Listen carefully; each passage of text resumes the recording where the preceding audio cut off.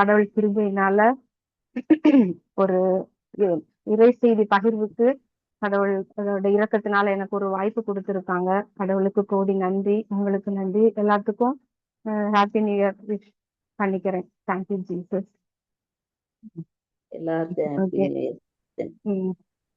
நம்ம இன்னைக்கு ஒரு 1/2 மணி நேரம் தியானிக்கிறதுக்கு நான் எடுத்திருக்கிறது வந்து, நம்ம ஜீசஸ் மினிஸ்ட்ரியில பேசிக் டீச்சிங் நமக்கு ஒண்ணு கத்து கொடுத்துட்டு இருக்கிறாங்க இல்லையா, பேசிக் ஜீசஸ் மினிஸ்ட்ரியில அது என்னதுன்னு அன்மியூட் பண்ணி சொல்லலாங்க சிஸ்டர். பேசிக்கா நம்ம ஜீசஸ் மினிஸ்ட்ரியில என்ன கத்து கொடுத்துட்டு இருக்கிறாங்க பிரதர்?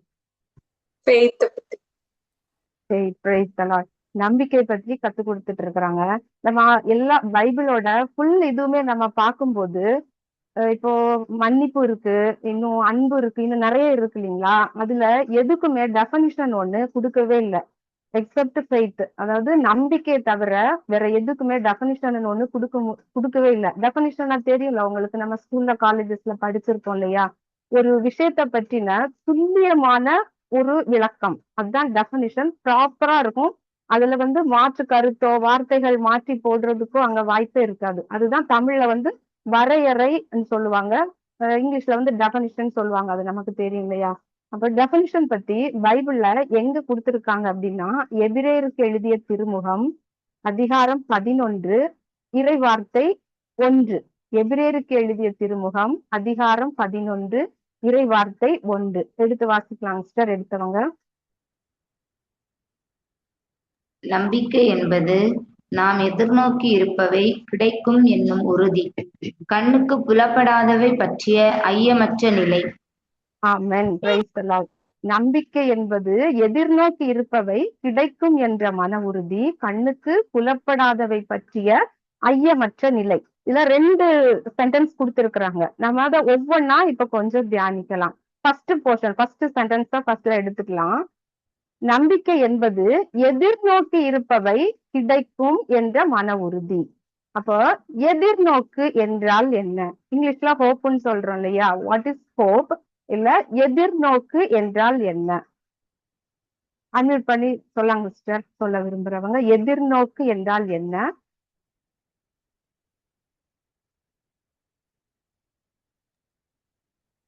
எதிர்நோக்கு அது கிடைக்கும் என்ற நம்பிக்கை பார்த்து இருக்குதுன்னா எதிர்நோக்கு.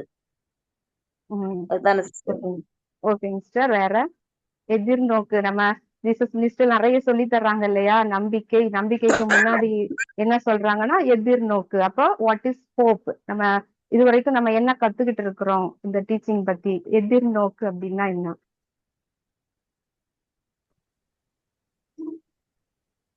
சொல்லுங்க சிஸ்டர், சொல்லுங்க. இல்ல யாரும் சொல்லனா சொல்றேன். சொல்லுங்க. பின்னால நடக்கும், கண்டிப்பா அது பின்னால நடக்கும் அப்படின்றதுதான் எதிர்நோக்கு. ஆமென். Praise the Lord. அதாவது அது அந்த எதிர்நோக்கு எப்படின்னா, இன்னைக்கு எனக்கு ஒரு சிச்சுவேஷன் இருக்குது, இது எனக்கு சரியில்லை, இந்த சரியில்லாத சூழ்நிலை பின்னாடி ஒரு காலத்துல கண்டிப்பா எனக்கு இந்த சூழ்நிலை மாறி நல்ல ஒரு சூழ்நிலை வரும். இதுதான் எதிர்நோக்கு. அதாவது இன்னைக்கு எனக்கு பொருளாதாரத்துல நான் சரியில்லை, எனக்கு சரியான ஒரு வருமானம் இல்லை, பின்னாடி என்னைக்காவது ஒரு காலத்துல எனக்கு இந்த சூழ்நிலை மாறி என்னுடைய பொருளாதார நிலை மேம்படும் அப்படின்றது. இல்ல இன்னைக்கு ஒருத்தவங்க நோயில இருக்கிறாங்க, அவங்க ஒரு எதிர்நோக்கு வச்சிருக்காங்க. எப்படின்னா, ஒரு நாள் கண்டிப்பா நான் இந்த நோயிலிருந்து விடுதலை பெற்று பரிபூரணமா நான் சுகம் பெற்றுக்கொள்வேன் அப்படின்றதுதான் எதிர்நோக்கு. ஓகேவா. இதுல 2 விஷயம் இருக்கு எதிர்நோக்குல. ஒரு எதிர்நோக்கு அப்படின்றத நம்ம வந்து விஷ் அப்படின்னு வச்சுக்கலாம், அதாவது விருப்பம் அப்படின்றது. விருப்பம் அப்படின்னா, நான் இன்னைக்கு ஏழையா இருக்கிறேன், என்னோட விருப்பம் நான் பிற்காலத்தில் ஒரு பணக்காரன் ஆவது, இது என்னோட விருப்பம். நம்ம வந்து விஷ் அப்படின்ற மாதிரி வச்சுக்கலாம். இது நான் இப்ப சொல்லக்கூடிய இந்த விஷ் அப்படின்றது எப்படின்னா, without the word of God, இறை வார்த்தை பேஸா எதுவுமே வைக்காம, இறை வார்த்தையை அடிப்படையாக கொள்ளாம நான் எனக்கு நானே வைக்கக்கூடிய ஒரு எதிர்நோக்கு, என்னுடைய விருப்பம் அப்படின்னு சொல்லலாம். இறை வார்த்தை அடிப்படையாக இல்லாம நான் தான் நினைச்சுக்கிறது. இது இறை வார்த்தையை அடிப்படையாக கொண்டு என்னுடைய இந்த சிச்சுவேஷன் நாளைக்கு மாறும் அப்படின்றது எதிர்நோக்கு. அப்ப நம்ம பாக்குறோம். விருப்பம் அப்படின்றது என்னுடைய இந்த கரண்ட் சிச்சுவேஷன் நாளைக்கு நல்லபடியாக மாறும். இது இறை வார்த்தை இல்லாம, இறை வார்த்தையின் பின்னணியில, இறை வார்த்தை அடிப்படையாக கொண்டு என்னுடைய இந்த சிச்சுவேஷன் பின்னாடி மாறும் அப்படின்னு நினைக்கிறதுதான் எதிர்நோக்கு. இப்போ எதிர்நோக்கு யாருக்கு வரும்? எதிர்நோக்கு யாருக்கெல்லாம் எதிர்நோக்கு வரும்? சார் அன்மியூட் பண்ணி சொல்லிக்கலாம். எதிர்நோக்கு யாருக்கு வரும்?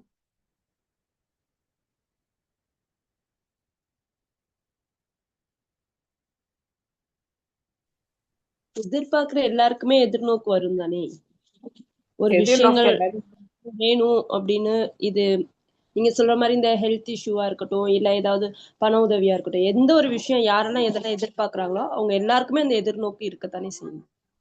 ஓகேங்க சார். வேற யாராச்சும்? தோல்வி அடைஞ்சிட்டு இருக்கவங்களுக்கும் எதிர்நோக்கு வரும்.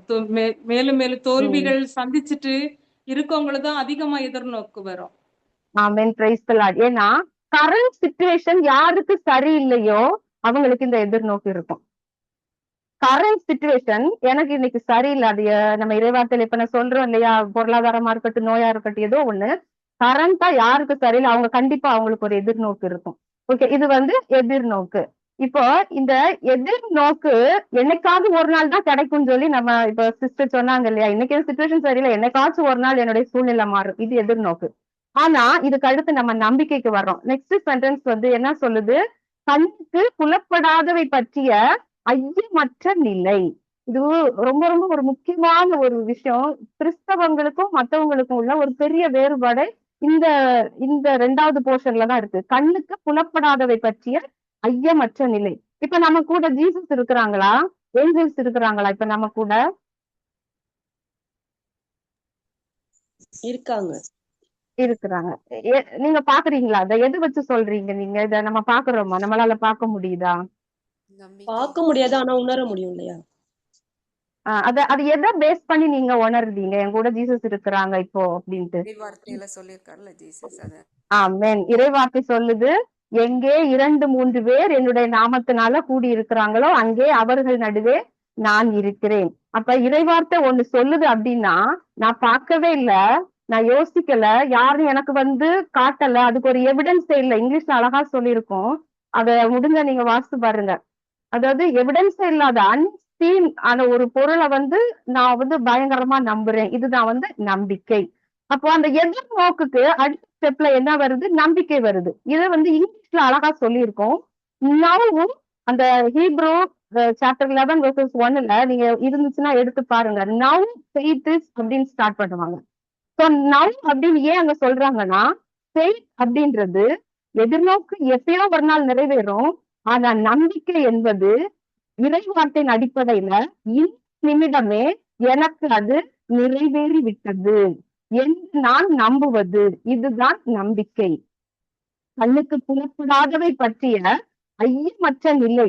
எனக்கு அது நிறைவேற போறது அப்படின்றது என் கண்ணுக்கு தெரியல, ஆனா நான் இன்னைக்கு நம்புறேன். இப்ப நம்ம இதுக்கு எக்ஸாம்பிள் பார்த்தோம் அப்படின்னா, ஒரு 25 மாடி லிப்ட் ஒரு ஃப்ளோர் இருக்குன்னு வைங்கவேன். நான் 1வது மாடியில போயிட்டு நான் 25வது ஃப்ளோர் பட்டன் அமுத்துறேன். நான் கீழே நிற்கும் போது 25வது மாடி என் கண்ணுக்கு தெரியுமா?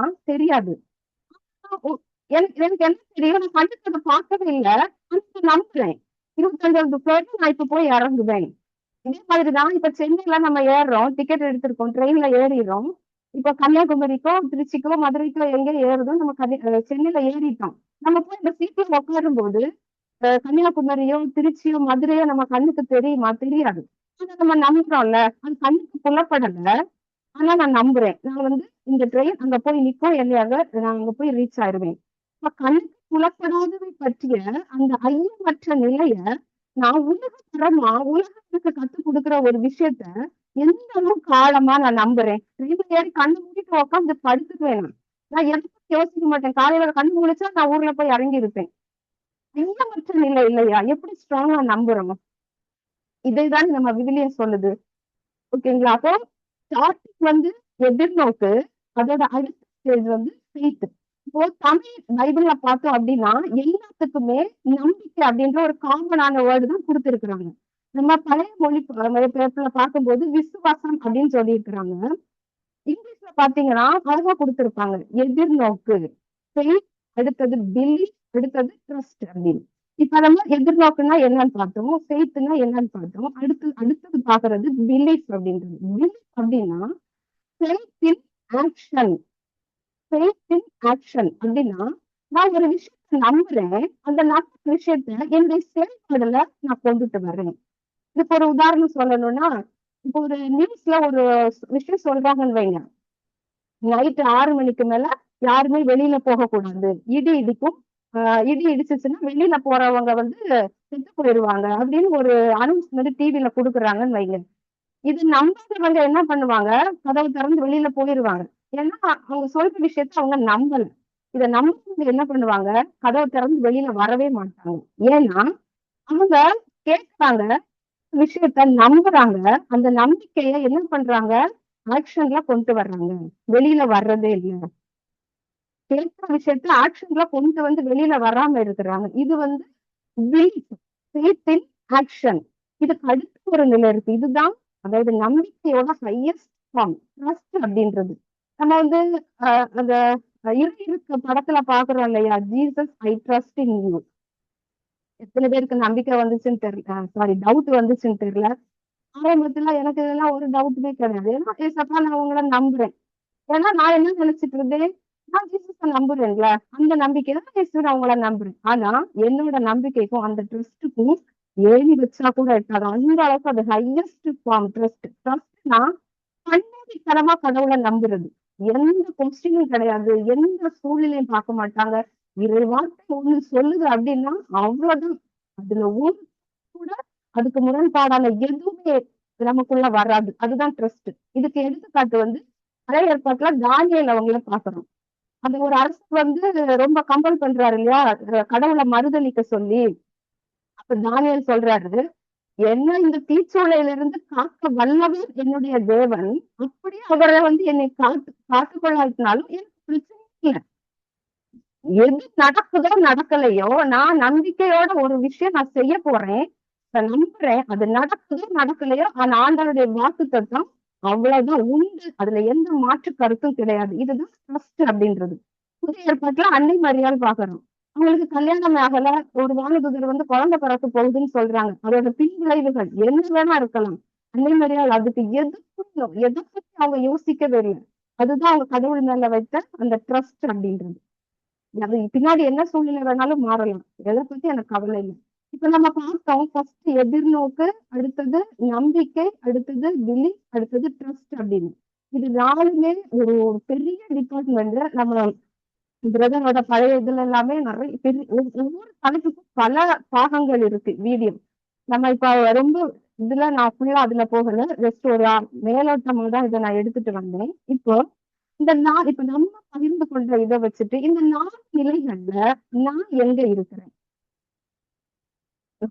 எதிர்நோக்கிட்டு இருக்கிறேன்னா, இல்ல நான் எனக்கு கிடைச்சிருச்சு அப்படின்னு நான் நம்புறேன்னா, என்னோட கரண்ட் சுச்சுவேஷன்ல மாற வேண்டிய சூழ்நிலை, இல்ல அதை நான் ஆக்ஷன்ல கொண்டு வந்துட்டேன்னா, இல்ல கண்மூடித்தனமா நான் நம்புறேன்னா.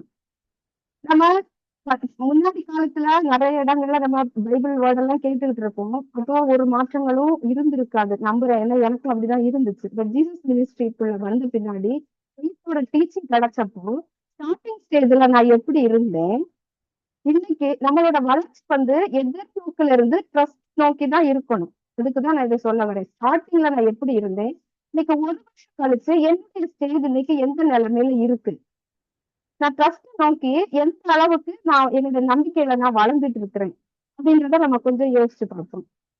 இதுக்கு நம்ம ஒரு உதாரணத்துக்கு வந்து ஒரு பைபிள்ல இருந்து ஒரு காரியம் எடுக்கலாம். ஏன் என்னுடைய வளர்ச்சி எதிர்நோக்குல இருந்து ட்ரஸ்டுக்கு போறதுக்கு தடையா இருக்குது, அந்த ட்ரஸ்ட் நோக்கிய அந்த என்னுடைய வளர்ச்சிக்கு என் தடையா இருக்குது அப்படின்றத பற்றி நம்ம இன்னைக்கு கொஞ்சம் தியானிக்கலாம். இன்னைக்கு நான் அந்த விஷயத்துக்கு தியானிக்க எடுத்திருக்கக்கூடிய அந்த பகுதி வந்து மார்க் நற்செய்தியில 9வது அதிகாரத்துல 14 இருந்து 29 வரைக்கும் உள்ள இறை வார்த்தை. அது ஃபுல்லாவே நம்ம இன்னைக்கு கொஞ்சம் தியானிக்கலாம். அது என்ன நடக்குது அப்படின்னா, தாபர் மலையில ஜீசஸ் வந்து சீடர்களை கூட்டு போறாங்க. 3 பேரை கூட்டு போயிட்டாங்க.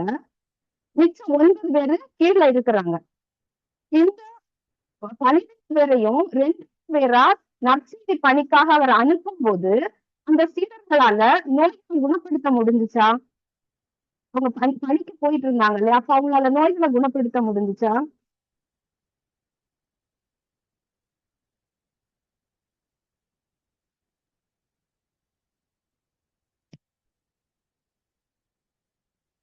அன்மியூட் பண்ணி சொல்லாங்க சிஸ்டர். சீடர்கள் பணிக்கு 2 பேரா போனாங்க இல்லையா, அப்ப அவங்களால நோய்களை குணப்படுத்த முடிஞ்சுச்சா, பேய்களை ஓட்ட முடிஞ்சுச்சா? முடியலைங்க சிஸ்டர். முடியலையா? அவங்க முடிஞ்சது முடிந்தது முடிந்தது முடிந்தது முடிந்தது. அப்போ நமக்குமே நம்ம யோசிச்சு பார்ப்போம், இதுல இருக்கிற அத்தனை பேரும் கண்டிப்பா ஒரு தடவையாவது நம்ம இறை வார்த்தை அறிக்கையிட்டு ஆசீர்வாதங்களை பெற்றுக்கொண்டவங்களா தான் இருப்போம். கண்டிப்பா ஒரு நோயில இருந்து விடுதலை கிடைச்சிருக்கலாம். ஓகே, அதே மாதிரிதான் சீடர்களாலே முடிஞ்சுச்சு. அப்போ இந்த இடத்துல வரும்போது ஏன் அந்த சிறுவனுடைய பேய அவங்களால ஓட்ட முடியல?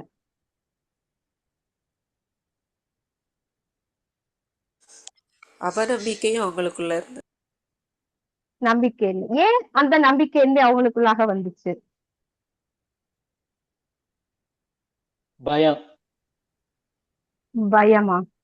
ஓகே, இப்ப நம்மளும் யோசிச்சு பார்ப்போம். ஒரு ஸ்டேஜ்ல இறைவார்த்தை அறிக்கைட்டு ஒரு அற்புதத்தை நம்ம பெற்றுக்கொண்டிருப்போம். அடுத்து த்ரூ அவுட் த லைஃப் நம்ம அடுத்த ஒரு சூழ்நிலை வருது, அதுக்கு நம்ம அறிக்கையிடுறோம், அந்த இடத்துல ஸ்ட்ரகிள் ஆகுறோம். அப்ப ஆல்ரெடி ஒண்ணு பெற்றுக்கொண்டோம், நம்பிக்கையினுடைய அந்த டீச்சிங்கை கத்துக்கிட்டு, ஏன் அடுத்த இடத்துல நம்மளால அதை பெற்றுக்கொள்ள முடியல? ஏன் சீடர்கள் எல்லா இடத்துலயும் போய் நோய்களை குணப்படுத்தினாங்க, பேய்களை ஓட்டுனாங்க, இன்னொரு இடத்துல வரும்போது இந்த இடத்துல அவங்களால அந்த பேய ஓட்ட முடியல? இதுல 2 விஷயம் நான் பாக்குறேன். ஒண்ணு அதுக்கு முன்னாடி தோற்றம் உருமாற போயிருந்தப்ப 3 சீடர்களா கூட்டிட்டு போயிருந்தாங்க. நம்ம பாக்குறோம் இல்லையா, அந்த தோற்றம் உருமாறும் போது பேதுரு அவங்க எல்லாம் கூட இருப்பாங்க. மேபி அது என்னோட நினைப்பு, பட் அது எந்த அளவுக்கு தெரியல. நான் அதை ஷேர் பண்றேன். ஒரு சின்ன மன வருத்தங்கள் கூட இருக்கலாம். நம்ம 12 பேருமே சீடர்கள் தானே இருக்கோம், ஏன் தனிப்பட்ட முறையில 3 பேரை கூட்டிட்டு போனாங்க? அதுவும் அவங்களுக்குள்ளாக வந்திருக்கலாம். அதுவும் ஆண்டவருடைய பிரசன்ஸ உணர்றதுக்கு, அவருடைய அற்புதத்தை உணர்றதுக்கு ஒரு தடையாக இருக்கலாம். அப்ப நம்மளுடைய வாழ்க்கையில ஸ்பிரிச்சுவலா நம்ம வளர்ந்துட்டு இருக்கும் போது, நான் பின்னாடி வந்திருந்தா எனக்கு முன்னாடி இருந்தவங்களை இப்ப ஒருத்தவங்க ஓவர்டேக் பண்ணி போறானா, அந்த ஒரு சின்ன மனக்கசப்பு நமக்குள்ள வரக்கூடாது. எல்லாமே காட்ஸ் கிரேஸ், எல்லாமே கிஃப்டட் பீப்புள் தான் நம்ம அப்படின்ற ஒரு உணர்வு இருக்கும்போது நம்மளால அற்புதங்களை அந்த அதே ஃபெய்த்தோட செய்ய முடியும்னு நினைக்கிறேன். இன்னொன்னு என்னன்னா, அவங்க நிலையை பார்த்தாங்க. அந்த பேய் அந்த சிறுவன் கிட்ட அங்க என்ன பண்ணுச்சு, நம்ம அதை பாக்குறோம் இல்லையா, 18வது இறை வார்த்தையில 9:18, மார்க் 9:18 வாசிக்கலாங்களா சிஸ்டர்?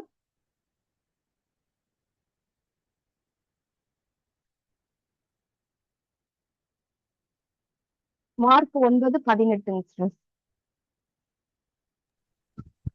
அது அவனை பிடித்து அந்த இடத்திலேயே அவனை கீழ்த்தள்ளுகிறது. அவன் வாயில் நுரை தள்ளி பற்கென தெரிக்கிறான். உடம்பும் விரைந்து போகிறது.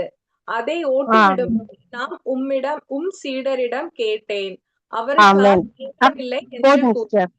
ஓகே, போதும் சிஸ்டர். அவங்க என்ன பண்றாங்க, ஓட்ட வரும்போது அவனுடைய வாயில என்ன ஆகுது, நுரை தள்ளுது, பற்களை நெருக்கிறான். அவங்க பார்த்த உடனே என்ன பண்ணிடுறாங்க, பயப்பட்டுறாங்க.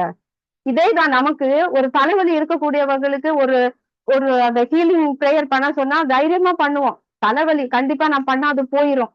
ஆனா அதே நேரம் ஒரு கேன்சர் பேஷண்ட் 4th ஸ்டேஜ்ல அப்படியே மரண படுக்கையில இருக்கிறாரு, அவங்களுக்கு போய் பிரேயர் பண்ண சொன்னா எனக்குள்ளாக நான் ஃபீல் பண்ணிருக்கேன், இது போகுமா, இது இவ்வளவு பெரிய நோயா இருக்கு என்னோட. ஆனா எனக்கு தெரியணும், அந்த இடத்துல குணப்படுத்துறது யாரு, நான் கிடையாது, எனக்குள்ளாக இருக்கக்கூடிய என் இயேசு ஆண்டவர் தான் அந்த இடத்துல அந்த குணத்தை கொடுக்குறாரு. அப்ப நான் அந்த இடத்துல என்ன பாக்குறேன்னா, சுயநிலைய நான் பாக்குறேன். சுயநிலையை பார்க்கும்போது எனக்குள்ளாக அவநம்பிக்கை வருகிறது. ஆனா நமக்கு தெரியணும், ஃபெய்த் இஸ் a law, அதாவது நம்பிக்கை என்பது ஒரு சட்டம், ரோமேர்ல இருக்கு. அது ஒரு விதி. அந்த விதி என்ன சொல்லுதுன்னா, இப்போ நார்மலா ஒரு ஒரு ரூல், ஒரு விதி பார்க்கலாமே, ஒரு புவியீர்ப்பு விசை, நம்ம கிராவிட்டி அப்படின்னு படிச்சிருக்கிறோம் இல்லையா, அந்த கிராவிட்டி அப்படின்னா என்னது? இப்ப தமிழ்நாட்டுல இருக்கிறதா ஒரு பால் தூக்கி மேல போட்டேன்னா அந்த பால் என்ன ஆகும், கண்டிப்பா அது பூமியை நோக்கி திரும்ப கீழே வரும். அது நமக்கு எல்லாமே தெரியும். இப்ப இது டெல்லியில இருக்கிறவங்க தூக்கி போட்டா என்ன ஆகும், அங்க இருந்தும் அங்கேயும் கிராவிட்டி இருக்கு, அந்த பால் கீழே தான் வரும். அமெரிக்கால போடுறவங்களுக்கு என்ன ஆகும், அவங்களுக்கும் அது கீழே தான் வரும். அப்ப ஒரு விதின்றது இடங்களையும் காலங்களையும் பொறுத்தது அல்ல. யார் பண்ணாலும் அது நடக்கும், எந்த இடத்துல இருந்து பண்ணாலும் நடக்கும். அதுதான் நம்பிக்கை அப்படின்றதும் ஒரு விதி, ஃபெய்த்தும் ஒரு சட்டம் அப்படின்னு தான் ரோமேர்ல சொல்லியிருக்காங்க. அப்போ சட்டம் அப்படின்னா எல்லா இடத்துக்குமே பொதுவானது இல்லையா? ஒரு தலைவலிக்கு நான் குணப்படுத்த போறேன் அப்படின்னா அதுல நான் பார்க்க வேண்டியது என்னோட நம்பிக்கை மட்டும்தான், சூழ்நிலை கிடையாது. அதேதான் ஒரு கேன்சர் பேஷண்ட நான் குணப்படுத்த போறேன்னா அந்த இடத்துல நான் சூழ்நிலையை பார்க்க கூடாது. இங்க ஏன் இவங்களால இதை குணப்படுத்த முடியல? சீடர்கள் அந்த சூழ்நிலையை பார்த்தாங்க, அதனால அவங்களுக்கு குணப்படுத்த முடியல. உடனே அவங்க அப்பா என்ன பண்றாரு? ஜீசஸ் கிட்ட கூட்டிட்டு வர்றாரு. ஜீசஸ் கிட்ட கூட்டிட்டு வரும்போது அந்த பேய் அந்த காமிச்சுச்சா? காமிக்கலையா? ஜீசஸ பார்த்த உடனே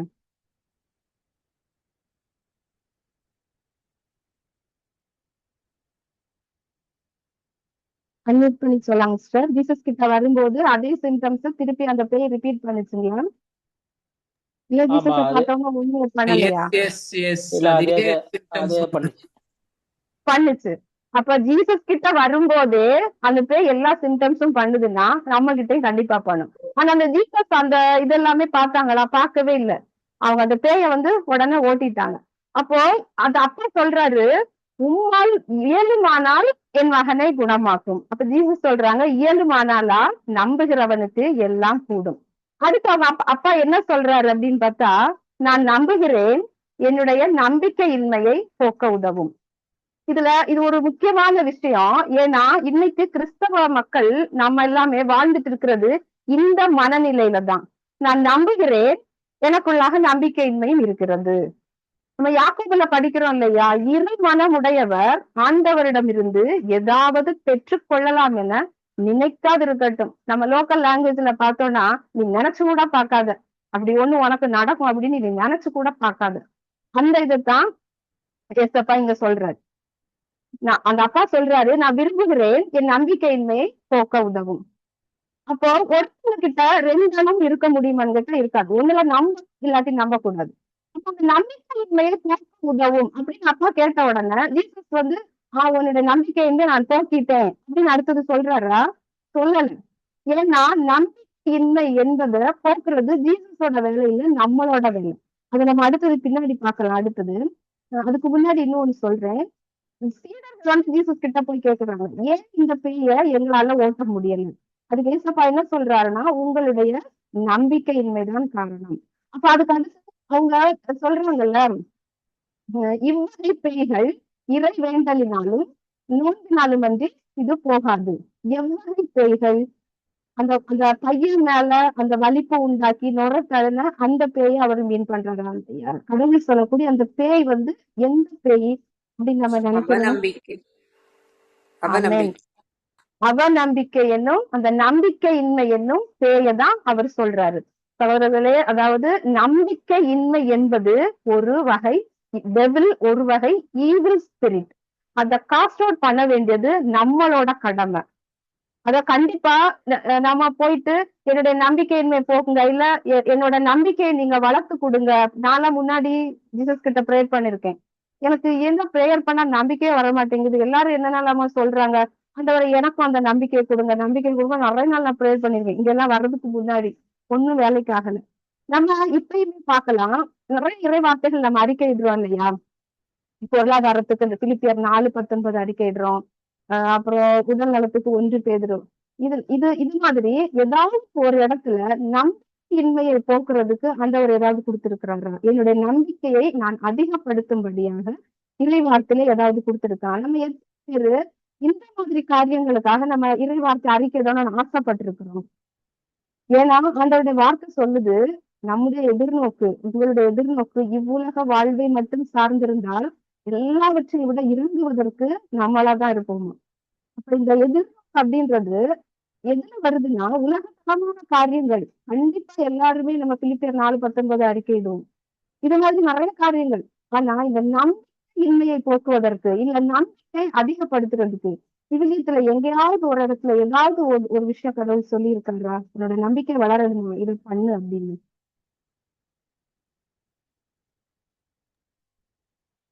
அன்மியூட் பண்ணி பிலிப்பியர் சொல்லுங்க சிஸ்டர். பிலிப்பியர் 4:13 எனக்கு வலுவூட்டுகிறவரின் துணை கொண்டு. துணை கொண்டு எதையும் செய்ய எனக்கு ஆற்றல் உண்டு. ஓ, ஓகே. வேற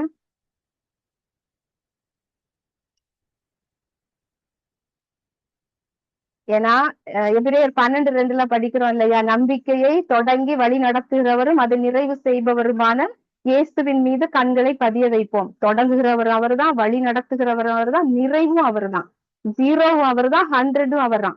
இந்த நிலையில நான் எங்க இருக்கிறேன், என்னுடைய நம்பிக்கையோட வளர்ச்சி எதுல இருக்குது அப்படின்னா, நம்ம இந்த பேசேஜ்லயே கடைசியில வருது.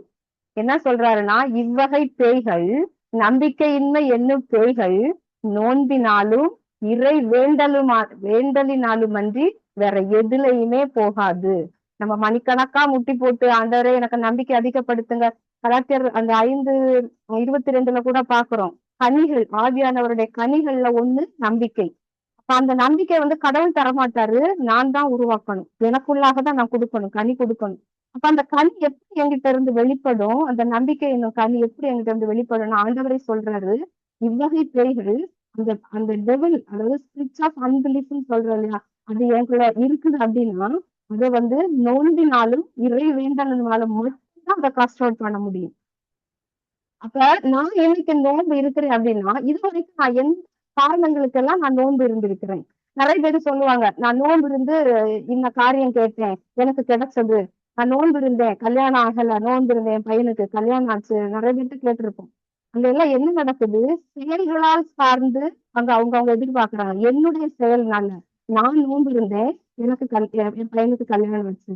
செயல்களால் அவங்க ஆண்டவருக்கு ஏற்புடைய வேலுகள் அங்க நம்ம கடவுளுக்கு ஏற்புடையவராகவே முடியாது. அப்ப நோன்பு அப்படின்றது எதுக்கு இருக்கணும் அப்படின்னா, என்னுடைய உள்ளத்தில் இருக்கக்கூடிய அவநம்பிக்கையை அகற்றும் விதமாக நான் நோன்பு இருக்கணும். என்னுடைய சிந்தனையில இருக்கக்கூடிய நெகட்டிவிட்டி தாட்ஸ் எல்லாமே அகன்று போகும்படியாக நான் என்னுடைய உடலை ஒருத்தணும்.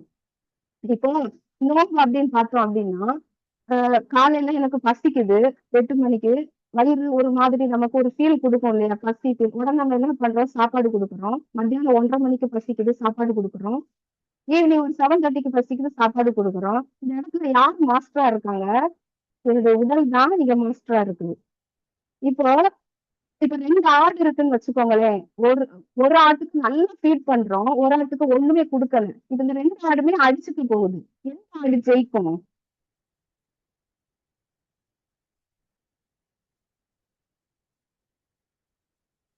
சாப்பாடு நம்ம கொடுத்த ஆடு ஜெயிக்கும். ஆமென். இதே மாதிரிதான் நோன்பு போது இந்த காரியம் தான் நமக்குள்ளாக நடக்குது. என்னுடைய உடல் கேட்கும் போதெல்லாம் நான் உணவு போட்டு என்னுடைய உடலை நான் வளர்த்தேன் அப்படின்னா, என்னுடைய ஆன்மா அங்க நலிவுற்று போயிரும். 2க்கும் இடையில போராட்டம் நடக்கும்போது என்னுடைய உடல் தான் ஜெயிக்கும். இது நான் நோக்கிட்டு இருக்கும் போது அங்க என்ன நடக்குது, சாப்பாடு கேக்குது, நான் சொல்றேன் நோ, இன்னைக்கு நான் சாப்பாடு கொடுக்க முடியாது, நான் இன்னைக்கு நோன்புல இருக்கேன். மத்தியானம் சாப்பாடு கேக்குது, இல்ல நான் சாப்பாடு தர முடியாது, நான் நோன்புல இருக்கிறேன். இந்த இடத்துல யார் மாஸ்டரா இருக்கிறாங்கன்னு பார்த்தா, நம்மளுடைய ஆன்மா தான் மாஸ்டரா இருக்குது. இப்ப 2 பேருக்கு நடக்கக்கூடிய போர்ல ஆன்மா தான் ஜெயிக்கும். அப்ப இப்ப நம்ம நோன்பு இருந்து காலையில சாப்பிடாம, மத்தியானம் சாப்பிடாம, நைட்டு இன்னைக்கு பார்க்க வேண்டியது, நோன்பு இருக்கும்போது நோன்பு மட்டும் இருந்துட்டு நம்ம மற்ற வேலைகளை ரொட்டி போக்க பார்த்துட்டு இருந்தோம்னா அதுக்கு பேரு நோன்பு கிடையாது, அது பட்டினி அப்படின்னு சொல்றோம். எப்ப நோன்பு இருக்கிறதா நம்ம பைபிள்ல ஃபுல்லாவே பாக்குறோம். நோன்பு நாள், இறை வேண்டல் நாள், இப்படி இந்த 2 சேர்ந்துதான் வரும். நீங்க பழைய ஏற்பாட்டுல இருந்தே கூட பார்க்கலாம். நோன்பு இருந்து மன்றாடி வந்தார்கள். நோன்பு மன்றாட்டும் 2யுமே பிரிக்க முடியாது. நம்ம எப்ப நோன்பு இருக்கிறோமோ அப்பெல்லாம் நம்ம மன்றாடணும். இந்த ஹோல் டே நம்ம நோன்பு இருந்து மன்றாடிட்டு சாயந்தரம் ஆயிடுச்சுன்னா நம்ம கம்ப்ளீட்டா பாஸ்ட் அவுட் பண்ணணும். என்னுடைய உடம்புல சிந்தனையில இருக்கக்கூடிய விசுவாசம் எல்லாம் பேயே என்னுடைய உடலை விட்டு நீ அகன்று போ, இயேசு கிறிஸ்துடைய நாமத்தினால. இந்த முயற்சியை நம்ம தொடர்ந்து எடுத்து வரும்போது நம்முடைய உள்ளத்துல இருக்கக்கூடிய அவநம்பிக்கை கண்டிப்பாக போகும். இவங்கத்துல இதுதான் கொடுத்திருக்காங்க. நம்பிக்கையை அதிகப்படுத்துறதுக்கு கொடுத்திருக்கக்கூடிய ஒரே ஒரு வழி இதுதான். இதை நம்ம ஃபாலோ பண்ணோம்னா கண்டிப்பா இப்போ 2026 இன்னைக்கு நம்ம இருக்கக்கூடிய இந்த ஃபெய்த்துக்கும் நம்ம கண்டிப்பா கிறிஸ்டியன் நோக்கி நம்ம வளர்ந்துட்டு போவோம். ஒரு ஸ்டேஜ்ல கண்டிப்பா கடவுள் எதிர்பார்த்த அந்த நம்பிக்கையை நான் ரீச் பண்ணுவேன். இந்த நம்பிக்கையோட நம்ம இந்த ஆண்டை தொடங்கலாம். Mister thank you Jesus, thank you Holy Spirit, கொடுத்த கடவுளுக்கு கோடி நன்றி மிஸ்டர். தேங்க்யூ.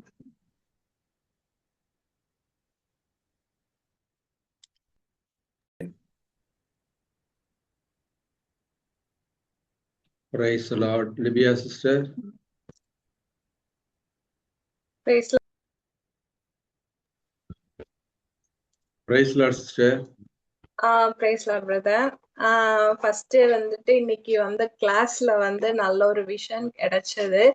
ஏன்னா இத்தனை நாள் வரைக்கும் நான் நம்பிட்டு இருந்தது வந்து சிஸ்டர் சொன்னாங்க, இவ்வகை பேய் இறைவேண்டலினாலும் நோன்பினாலும் அன்றி வேற எதனாலும் வெளியேறாது என்றார். அதை நான் இத்தனை நாள் நினைச்சிட்டு இருந்தது எப்படின்னா, அந்த மாதிரி பேய்களை ஓட்டுறதுக்கு நமக்கு நல்ல ஒரு இது வேணும்னா நம்ம அதை வந்து நோன்பு இருந்துதான் முடியும் அப்படின்னு தான் நான் நினைச்சிட்டு இருந்தேன். ஆனா அது இல்ல, இந்த அவநம்பிக்கைன்ற அந்த இதைத்தான் வந்து நமக்கு இந்த இறைவேண்டனினாலும் இதனாலும் மற்றும் ஓட்ட முடியுங்கிறது அது ஒரு கிளியர் விஷன் கிடைச்சது. அதற்காக ஆண்டவருக்கு நன்றி செலுத்திக்கிறேன். Praise the Lord. Praise the Lord. இன்னொரு விஷயம் என்னன்னா, இந்த நம்ம கிறிஸ்துமஸ்க்கு கடந்த சில நாட்கள்ல எனக்கு ப்ரேயர் மீட்டிங் அட்டன் பண்ண முடியல. லாஸ்டா வந்துட்டு கிறிஸ்துமஸ்க்கு முன்னாடி நம்ம முடிச்ச கிளாஸ்ல வந்துட்டு நம்ம இந்த கிறிஸ்துமஸ்க்கு என்ன ஆண்டவருக்கு கிஃப்ட் கொடுக்குறோம் அப்படிங்கிற அந்த ஒரு கிளாஸ்ல தான் நம்ம முடிச்சோம். அப்போ வந்துட்டு அதுக்கு முன்னாடி ஒரு 2 weeks பிஃபோர் டோமினிக் பிரதர் வந்து ஒரு கிளாஸ் எடுத்திருந்தாரு. அட்வான்ஸ் இருக்கோம் நம்ம வந்துட்டு ஆண்டவருக்கு நம்ம என்ன கிஃப்ட் கொடுக்குறோம், சைல்ட் ஜீசஸ்க்கு வந்து நம்ம என்ன கிஃப்ட் கொடுக்குறோம், உங்களை நீங்களே வந்து செல்ஃப் ரியலைஸ் பண்ணுங்க, இந்த விஷயத்துல கரெக்டா இருக்குமா அப்படின்ட்டு வந்து அவரு கொஞ்சம் பாயிண்ட்ஸ் சொன்னாரு. அப்பவே வந்து ஆண்டவர் அங்க எனக்கு ஒரு சிக்னல் கொடுத்தாரு. அப்பதான் வந்து நான் ஆண்டவர்கிட்ட கேட்டேன் வந்துட்டு அந்த விஷயத்துக்காக. நான் வந்துட்டு அப்போ வந்து தொடர்ந்து ஒரு பழைய ஒரு 4 years பேக் உள்ள ஒரு சில வீடியோஸ் பார்த்தேன். அப்பதான் வந்து ஆண்டவர் எனக்கு உணர்த்தினார் என்னோட தவறு என்னங்கிறது. அப்பையில இருந்து வந்துட்டு நான் ரோமையர் 6:22 கன்ஃபஸ் பண்ண ஆரம்பிச்சேன். பாவத்துல இருந்து விடுதலை பெற்று கடவுளுக்கு அடிமை ஆகிவிட்டேன், அதனால காணும் பயன் புதிய வாழ்வு, அதன் முடிவோ நிலை வாழ்வு. அந்த வார்த்தையை தொடர்ந்து கன்ஃபஸ் பண்ணேன் அப்பையில இருந்து. அதை நான் வந்து அப்படியே கிறிஸ்துமஸ் அன்னைக்கு ஆண்டவருக்கு நான் அப்படியே கிஃப்டா கொடுத்தேன். அந்த எந்த இதுல நான் இருந்தேனோ அத வந்து எனக்கு அன்னைக்கு கொடுக்க முடிஞ்சது ஆண்டவருக்கு. அதற்காக நான் நன்றி செலுத்துகிறேன். ஏன்னா எப்பயும் இல்லாத கிறிஸ்துமஸோட இந்த வருஷம் கிறிஸ்துமஸ் வந்து எங்க எல்லாருக்குமே வந்து ரொம்ப மீனிங்ஃபுல்லா இருந்தது. அதற்காக ரொம்ப நன்றி செலுத்துகிறேன். அது இல்லாம எங்க வீட்டுல பையனுக்கு இன்னொரு இன்கம் கொடுத்து ஆண்டவர் எங்களுக்கு ஆசீர்வதிச்சாரு. பையனுக்கு வந்து பெரிய பையனுக்கு பார்ட் டைம் ஜாப் கிடைச்சது. அவர் 20 hours ஒர்க் பண்ணலாம் பையனுக்கு. அவனுக்கு ஏற்ற ஒரு வேலையை ஆண்டவர் கொடுத்து கரெக்டா டிசம்பர் 23rd அன்னைக்கு அவனுக்கு ஆண்டவர் வந்து அந்த சேலரி கொடுத்தாங்க. அதற்காக ஆண்டவர் நன்றி செலுத்துகிறேன். ஏன்னா தொடர்ந்து வந்து நாங்க பெற்றோர் பிள்ளைகள் ஜெபம் நாங்க வீட்டுல சொல்லுவோம். அது என் பிள்ளைகளுக்கு ஆண்டவர் தாமே கற்று தருவார், அவர்கள் நிறைவாழ்வு பெற்று சிறப்புறுவார்கள்ங்கிறது அது நாங்க எதுவுமே சொல்லி கொடுக்க வேண்டியதில்லை. பிள்ளைங்கள் வந்து கத்துக்கிறாங்க, ஆண்டவர் கத்து கொடுக்கறாரு. அதுவும் இல்லாம தொடர்ந்து நானும் எங்க ஹஸ்பண்டும் சேர்ந்து வந்து தொடர்ந்து வீட்டுல இருக்கும்போது தொடர்ந்து கன்ஃபஸ் பண்ணுவோம். எங்கள் பிள்ளைகளின் ஒழுக்கத்தில், உடல்நலத்தில், உறவுகளில், படிப்பில் சாத்தான் கொண்டு வருகிற அனைத்து செயல்களையும் இயேசு கிறிஸ்துவின் நாமத்தில் கடிந்து கொள்கிறேன். அவை குழந்தைகளின் வாழ்க்கையை விட்டு அகன்று போகுமாறு கட்டளையிடுகிறேன்னு சொல்லி அதேபடி அவங்க பிள்ளைங்க வந்து இன்னைக்கு அது எங்களை ஓவர்டேக் பண்ணிட்டு போயிட்டு இருக்காங்க. ரொம்ப சந்தோஷமா இருக்கு பல விஷயங்கள்ல. அதுக்காக ஆண்டவர் நன்றி செலுத்துகிறேன். ஆண்டவர் இந்த நியூ இயர் வந்து எல்லாருக்கும் நிறைய நன்மைகள் செஞ்சு இந்த நியூ இயர் வந்து நிறைய விஷயங்கள் நம்ம ஆண்டவருக்காக பண்ணணும். அதுக்கும் என்னோட உள்ளம் வந்து ஏங்கிட்டு இருக்கு. அதற்காக ஆண்டவருக்கு இந்த நேரத்துல நன்றி செலுத்திக்கிறேன். Praise the Lord. Praise the Lord, sister. ஆண்டவர் அபரிமிதமான ஆசீர்வாதங்களை உங்களுக்கு குடும்பத்துக்குள்ள அள்ளி கொடுத்திருக்கிறார். அதற்காக கரங்களை தட்டி ஆண்டவருக்கு நன்றி செலுத்துவோம். Praise the Lord. Glory to Jesus. Thank you, sister. தொடர்ந்து நன்றி சொல்லுங்க. உங்களுக்கும் நன்றி. Thank you. Thank you, brother. Thank you. Praise the Lord. Praise the Lord. வேற யாராவது சாட்சி?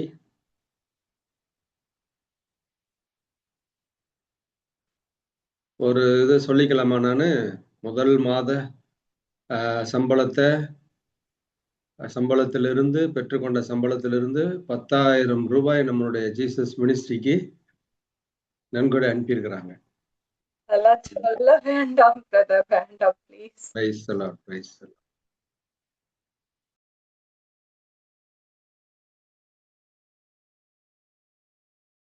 வேற யாராவது சாட்சி?